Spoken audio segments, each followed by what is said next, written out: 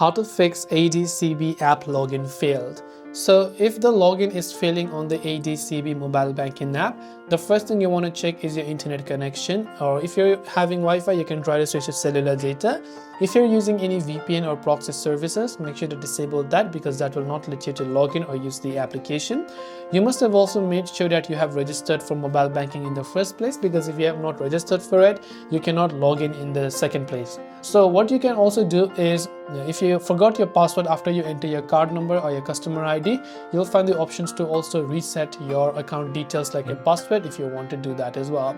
If you're using the ADCB app on Android, you can long press the application icon, tap the I button to come to app info page, go to storage usage, clear the cache files, and you can clear the data, which will reset the app, by the way.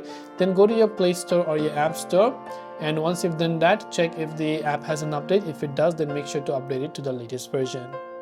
Hopefully one of these may have helped you solve the problem. If you have any questions, feel free to leave them down below. As always, thank you for watching and see you soon in the next video.